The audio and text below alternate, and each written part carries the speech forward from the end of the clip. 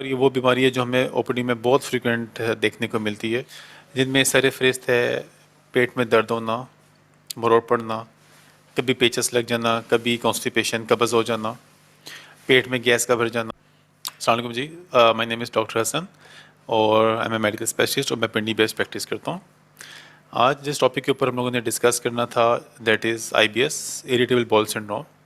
ये वो टॉपिक है और ये वो बीमारी है जो हमें ओपीडी में बहुत फ्रीक्वेंट देखने को मिलती है। बहुत से पेशेंट्स प्रेजेंट कर रहे होते हैं हमारे पास इस तरह के मसले मसाइल के साथ, जिनमें सर फ़हरिस्त है पेट में दर्द होना, मरोड़ पड़ना, कभी पेचस लग जाना, कभी कॉन्स्टिपेशन, कब्ज़ हो जाना, पेट में गैस का भर जाना और बिला वजह पेट में एक भारीपन सा रहना। आईबीएस की कभी कोई कॉज आज तक दुनिया में आइडेंटिफाई नहीं हो सकी कि आईबीएस की वजह क्या है, ये क्यों होता है, ये किस तरह होता है। लेकिन बहुत से इसके प्रेसिपिटेटिंग फैक्टर्स के किन चीज़ों से ये मसला ख़राब होता है वो आइडेंटिफाई हो चुके हैं, जिसमें सर फ़हरिस्त है स्ट्रेस फैक्टर। जितने हमारे पास पेशेंट आईबीएस के रिपोर्ट होते हैं उनमें हमेशा एक स्ट्रेस फैक्टर पाया जाता है और ख़ास तौर पर जब स्ट्रेस बढ़ता है उसके बाद आईबीएस की ये जो बीमारी ये ट्रिगर करती है। आईबीएस कभी भी हमेशा एक तरह की स्टैटिक एक ही उसी इंटेंसिटी के साथ उसी शिद्दत के साथ जिस्म में नहीं रहती, कभी बढ़ती है कभी कम होती है। वक्त के साथ साथ जिस्म में जब तनाव बढ़ता है उसके बाद आईबीएस की जो बीमारी है ये शिद्दत पकड़ती है। स्ट्रेस के बाद नंबर 2 पे जो सबसे कॉमन चीज़ पाई जाती है वो है खुराक। खुराक में तली हुई चीज़ें, मिर्चों वाली चीज़ें इसको बहुत ज़्यादा ख़राब करती है। ज़्यादा दूध या दूध से बनी हुई चीज़ें आईबीएस को ख़राब कर देती हैं। तो ये पेशेंट्स हमेशा जो हमारे पास प्रेजेंट होते हैं इनमें से ज़्यादातर तादाद उन लोगों की होती है जो ऑलरेडी दवाइयाँ इस्तेमाल कर रहे होते हैं। मसलन के वो ओवर द काउंटर जो दवाइयाँ मिलती हैं जिसमें मैदे की जलन की दवाइयाँ वो इस्तेमाल कर रहे होते हैं। तो इसका ट्रीटमेंट क्या है, हम किस तरह आईबीएस को ट्रीट करते हैं।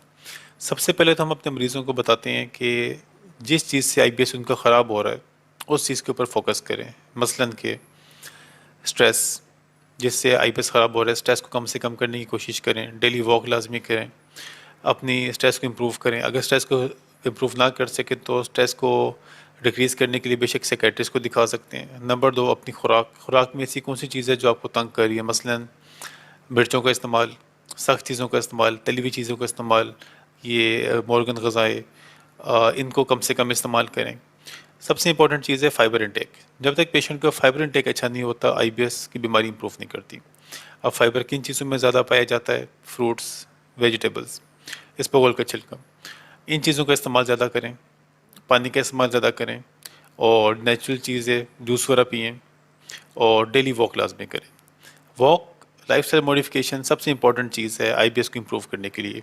इससे गट की मोटिलिटी, मैदे की हरकत, इससे स्ट्रेस, ये सब चीज़ें बहुत काबू में रहती हैं। और कभी भी आप अपनी तरफ से कोई दवाइयाँ इस्तेमाल मत करें।